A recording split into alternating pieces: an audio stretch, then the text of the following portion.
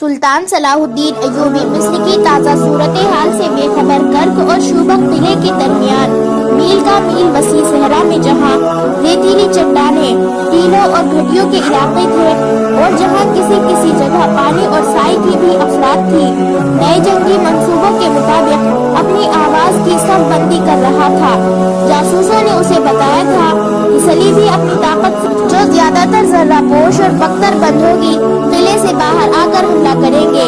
یہ فوج سلطان صلاح الدین ایوبی کی فوج کو آمنے سامنے کی جنگ میں الجھا لے گی اور دوسری فوج عقب سے حملہ کرے گی۔ سلطان صلاح الدین ایوبی نے اپنی فوج کو دور دور تک پھیلا دیا۔ سب سے پہلے کام یہ کیا کہ جہاں جہاں پانی اور سبزہ تھا وہاں فوراً قبضہ کر لیا۔ ان جگہوں کے دفاع کے لیے اس نے بڑے سائز کی کمانوں والے تیر انداز بھیج دیے۔ ان کے تیر بہت دور تک جاتے تھے۔ وہاں منجنیقیں بھی رکھی جو آگے کی ہنڈیاں پھینکتی تھی۔ یہ اہتمام اس لیے کیا گیا تھا کہ دشمن سامنے سے حملہ کرے تو وہ اور زیادہ پھیل جائے تاکہ دشمن بھی پھیلنے پر مجبور ہو جائے۔ اس نے اپنی فوج کو ایسی ترتیب میں کر دیا کہ دشمن یہ فیصلہ ہی نہیں کر سکتا تھا کہ مسلمان فوج کے پہلو کدھر اور عقب کس طرف ہے۔ سلطان صلاح الدین ایوبی نے فوج کا ایک بڑا حصہ ریزرو میں رکھ لیا تھا۔ ایک حصے کو اس طرح متحرک رکھا کہ جہاں کمک کی ضرورت پڑے فوراً کمک دے سکے۔ اس کا سب سے زیادہ خطرناک ہتھیار اس کے چھاپہ مار دستے تھے اور اس سے زیادہ خطرناک اس کا جاسوسی نظام تھا جو اسے صلیبیوں کی نقل و حرکت کی خبر دے رہا تھا۔ شوبک کا قلعہ سلطان صلاح الدین ایوبی سر کر چکا تھا۔ صلیبیوں کے منصوبے میں یہ بھی تھا کہ ان کے لیے حالات سازگار ہوئے تو وہ شوبک کو محاصرے میں لے کر فتح کر لیں گے۔ انہیں توقع تھی کہ ان کا اتنا زیادہ لشکر سلطان صلاح الدین ایوبی کی قلیل تعداد فوج کو صحرا میں ختم کر دے گا یا اتنا کمزور کر دے گا کہ وہ شوبک کو باہر سے مدد نہیں دے سکے گی۔ ان کے اس منصوبے کے پیش نظر سلطان صلاح الدین ایوبی نے شوبک کی وہ طرف جس طرف سے صلیبی اس قلعے پر حملہ کر سکتے تھے خالی چھوڑ دی۔ اس نے صلیبیوں کے لیے موقع پیدا کر دیا کہ وہ راستہ صاف دیکھ کر شوبک پر حملہ کرے۔ اس طرف سے اس نے دیکھ بھال والی چوکیوں بھی ہٹا دی اور دور دور تک علاقہ خالی کر دیا۔ صلیبیوں کے جاسوسوں نے کرک میں فوراً اطلاع پہنچائی کہ سلطان صلاح الدین ایوبی صلیبیوں کے ساتھ صحرا میں لڑنے کے لیے فوج شوبک سے دور اکٹھی کر لی ہے اور شوبک کا راستہ صاف ہو گیا ہے۔ صلیبیوں نے فوراً اپنی فوج کو جو سلطان صلاح الدین ایوبی کے سامنے سے حملہ کرنے کے لیے باہر نکلی تھی حکم دے دیا کہ رخ بدل کر شوبک کی طرف چلی جائے۔ چنانچہ یہ فوج ادھر کو ہو لی۔ اس کے پیچھے رسد کے ذخیرے جا رہے تھے۔ فوج جب شوبک کے 4 میل دور رہ گئی تو اسے روک لیا گیا۔ یہ اس فوج کا عارضی پڑاؤ تھا۔ رسد کی گھوڑا گاڑیاں اونٹ اور خچر ہزاروں کی تعداد میں چلے آ رہے تھے۔ انہیں کوئی خطرہ نہ تھا کیونکہ مسلمانوں کی فوج کا دور دور تک نام و نشان نہ تھا۔ صلیبی حکمران بہت خوش تھے۔ انہیں شوبک کا قلعہ اپنے قدموں میں پڑا نظر آ رہا تھا، مگر رات کو انہیں اپنے پیچھے 5-6 میل دور آسمان لال سرخ نظر آیا۔ شعلے اتنے بلند تھے کہ اتنی دور سے بھی نظر آتے تھے۔ صلیبیوں نے سوار دوڑا دیے۔ جہاں سے شعلے اٹھ رہے تھے وہاں ان کی رسد تھی۔ سوار وہاں پہنچے تو انہوں نے صحرا میں بے لگام گھوڑے اور بے مہابت اونٹ ہر طرف دوڑتے بھاگتے نظر آئے۔ یہ تباہی سلطان صلاح الدین ایوبی کے ایک چھاپہ مار دستے کی بقا کی ہوئی تھی۔ رسد میں گھوڑوں کے لیے خشک گھاس سے لدی ہوئی سینکڑوں گھوڑا گاڑیاں تھیں۔ انہیں رسد کے کیمپ کے ارد گرد کھڑا کیا گیا تھا۔ صلیبی خوش فہمیوں میں مبتلا تھے۔ انہیں معلوم نہیں تھا کہ ہر ایک حرکت پر سلطان صلاح الدین ایوبی کی نظر ہے۔ رات کو جب رسد کو کیمپ سو گیا تو مسلمان چھاپہ ماروں نے اونٹوں پر جا کر خشک گھاس میں آتشی فضلیتے والے تیر چلائے۔ گھاس فوراً جل اٹھی۔ دیکھتے ہی دیکھتے کیمپ شعلوں کے گھیرے میں آ گیا۔ ان کے نرنگے میں آئے ہوئے انسان جان بچانے کے لیے ادھر ادھر دوڑے تو ان میں سے بہت سے تیروں کا شکار ہو گئے۔ جو جانور رسیاں توڑ سکے وہ تو بھاگ گئے اور جو کھل نہ سکے وہ زندہ جل گئے۔ دور دور تک پھیلا ہوا کیمپ جہنم بن گیا۔ چھاپہ ماروں نے کئی ایک اونٹ اور گھوڑے پکڑ لیے اور واپس چلے گئے۔ صبح طلوع ہوئی۔ صلیبی کمانڈروں نے جا کر رسد کا کیمپ دیکھا۔ وہاں کچھ نہیں بچا تھا۔ ان کی 1 ماہ کی رسد تباہ ہو چکی تھی۔ وہ سمجھ گئے کہ شوبک کا راستہ جو صاف تھا یہ سلطان صلاح الدین ایوبی کی ایک چال تھی۔ انہوں نے بغیر دیکھے کہہ دیا تھا کہ کرک سے شوبک تک ان کی رسد کا راستہ محفوظ نہیں۔ چنانچہ انہوں نے شوبک کا محاصرہ ملتوی کر دیا۔ رسد کے بغیر محاصرہ ناممکن تھا، اور جب انہیں اطلاع ملی تو گزشتہ رات اس فوج کی بھی رسد تباہ ہو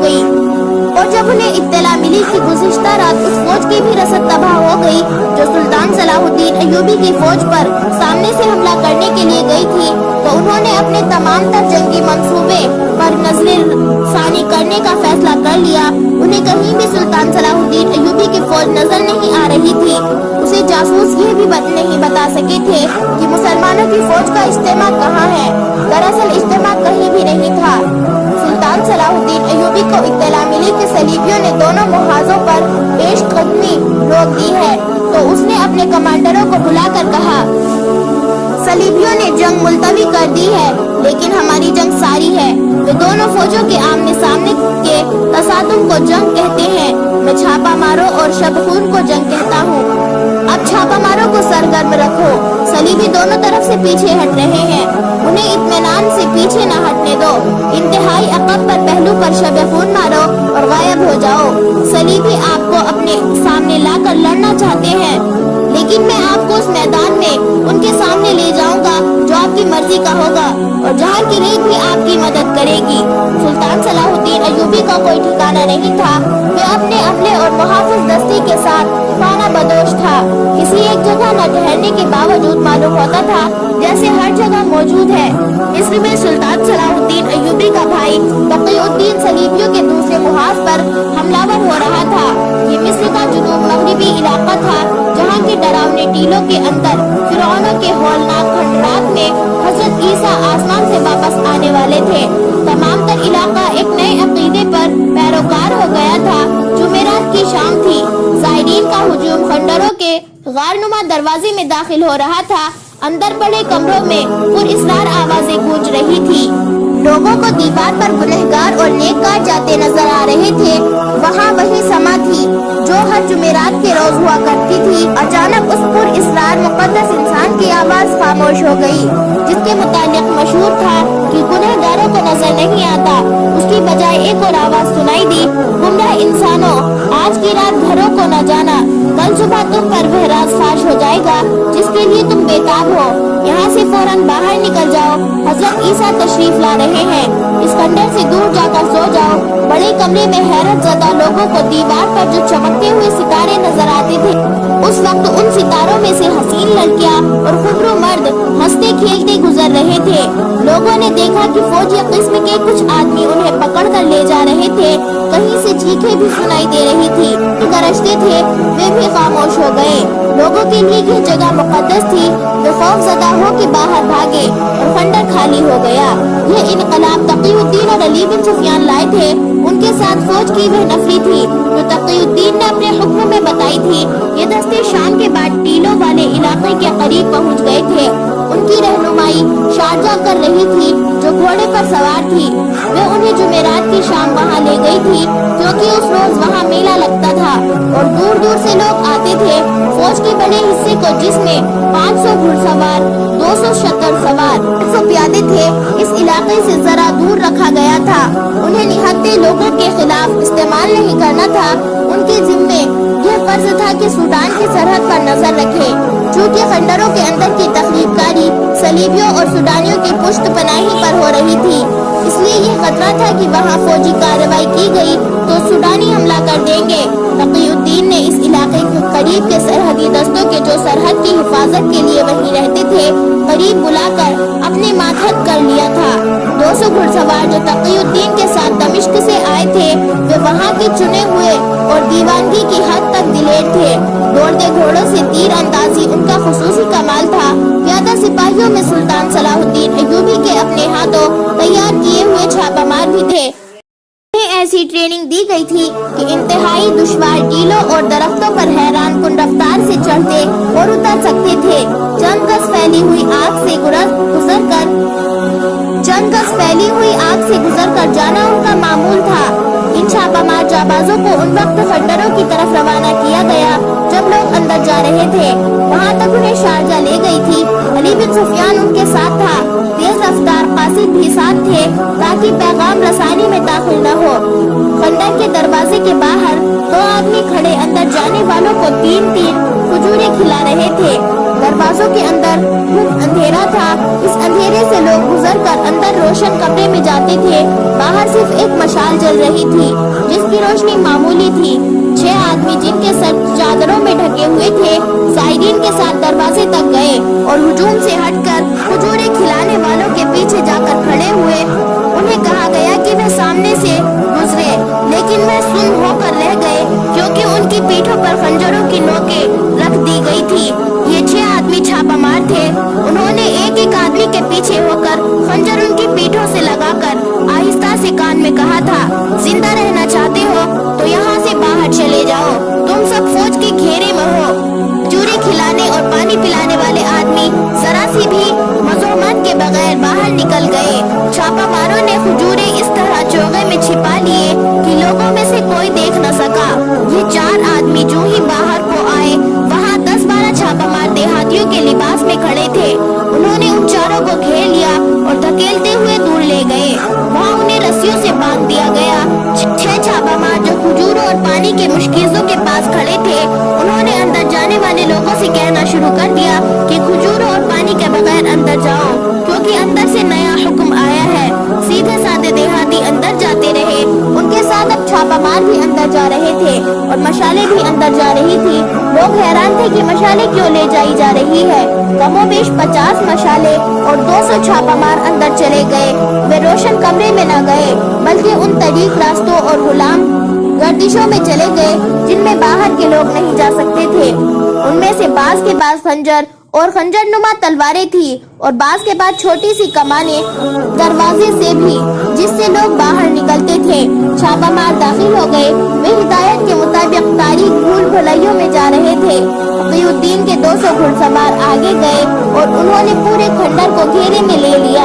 उनके साथ प्यादा दस्ता भी था। सिपाहियों ने अंदर से निकलने वालों को रोककर एक तरफ इकट्ठा करना शुरू कर दिया।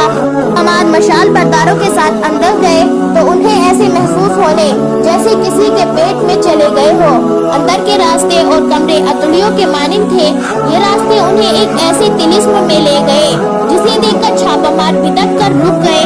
एक बहुत कुशादा कमरा था जिसकी छत ऊंची थी। अंदर बहुत से मर्द और औरतें थी। उनमें कुछ ऐसे भी थे जिनके चेहरे बेहलियों की तरह थे। बाज थे इंसान, लेकिन वे इस कदर बदसूरत और भयानक चेहरों वाले थे कि देखकर डर आता था। वे जिन और भूत लगते थे और उनके दरमियान खूबसूरत और जवान लड़कियां भड़कीले और चमकीले कपड़े पहने हंस खेल रही थी। मार के साथ चंद खूबसूरत लड़कियां और खूबरू मर्दों के साथ मटक मटक कर चल रही थी। उधर छत से फर्श तक पर्दे लटके हुए थे जो दाएं बाएं हटते, खुलते और बंद होते थे। दूसरी तरफ आंखों के हैरान कर देने वाली रोशनी जलती और बुझती थी। अगर छापामारों को ये यकीन न दिलाया गया होता कि खंडरों के अंदर जो कोई भी है और जिस हुलिये में भी है वे इंसान होगा और अंदर कोई रूह या भूत नहीं, तो छापामार वहाँ से भाग जाते। वहाँ खूबसूरत लड़कियाँ और खूबरू मर्द थे, वे भी डरावने लगते थे। इस अजीबो गरीब मखलूक ने जब मशाल बरदार छापामारों को देखा तो उन्हें डराने के लिए डरावनी आवाजें निकालने लगे। जो आदमी बदसूरत चुड़ैलों और भेड़ियों के चेहरे वाले थे उनकी आवाजें ज्यादा खौफनाक थी।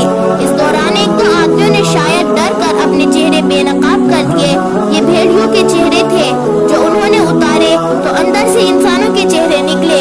छापामारों ने सबको घेर कर पकड़ लिया और सबके नकाब उतार दिए। वहाँ शराब भी पड़ी थी। उन सबको बाहर ले गए। खंडरों के दूसरे हिस्सों की तलाशी में जो एक तक सी सुरंग के मुंह डालकर भारी आवाज में कह रहा था, गुनाहों से तौबा करो, हजरत ईसा अलैहिस्सलाम आने वाले हैं। और ऐसे कई अल्फाज थे जो वह बोल रहा था।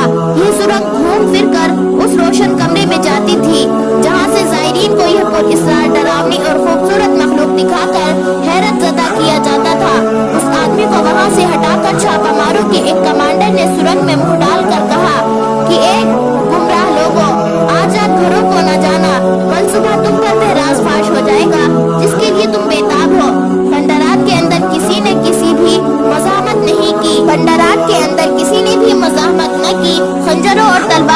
के सब अपने को पेश करते चले गए। छापामार उन आदमियों की निशानदेही पर जिनको गिरफ्तार किया गया था उन जगहों तक पहुँचे जहाँ बिजली की तरह चमकने वाली रोशनियों का इंतजाम था। ढकी छुपी जगहों में मशालें जल रही थी। उनके पीछे लकड़ी के तख्ते थे जिन पर अबरक चिपकाया हुआ था।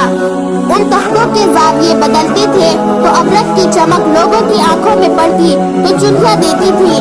कमरा तारीक करने के लिए मशालों को पीछे कर लिया जाता था। बादल गरजने की आवाजें धात की चादरों को झटका देकर पैदा की जाती थी। पर्दों पर जगह जगह अबरक के टुकड़े चिपका दिए गए थे जिन पर रोशनी पड़ती तो सितारों की तरह चमकती थी। इस तरफ पर्दों का रंग ऐसा था कि कोई कह नहीं सकता था कि कपड़ा है, वे उसे फटी हुई दीवार समझते थे। अक्ल और होश वाले इंसान के लिए ये कोई मुआम्मा नहीं था। बेशक ये रोशनियों के खास इंतजाम का जादू था जो लोगों को मसहूर करने के लिए किया जाता था, लेकिन अंदर जो जाता था उसकी अक्ल और होश पर उसका कोई इख्तियार नहीं होता था। उन्हें अंदर जाते वक्त दरवाजे पर जो 2-3 खजूरें खिलाई जाती थी और पानी पिलाया जाता था उनमें नशावर आमिज़श होती थी। इसका असर फौरन होता था। इस असर के तहत ज़ायरीन के ज़हनों में जो भी तस्वीर बिठाई जाती थी और कानों में जो आवाजें डाली जाती थी वे उसे 100% सही और हक समझ लेते थे। इसी नशे का असर था कि लोग बाहर जाकर अंदर आने की ख्वाहिश करते थे। उन्हें मालूम नहीं था कि ये उस अकीदे का असर नहीं बल्कि उस नशे का असर है जो उन्हें खजूर और पानी में दिया जाता है। खजूरों के अंबार और पानी के मुश्किलों पर भी कब्जा कर लिया गया था। अंदर पकड़ धकड़ और तलाशी का सिलसिला जारी था। बाहर 200 सिपाहियों ने खंडर का मुहासरा कर रखा था। हर तरफ मशालों की रोशनी थी। फौज का बड़ा हिस्सा और 2 सरहदी दस्ते सूडान की सरहद के साथ साथ घूम फिर रहे थे।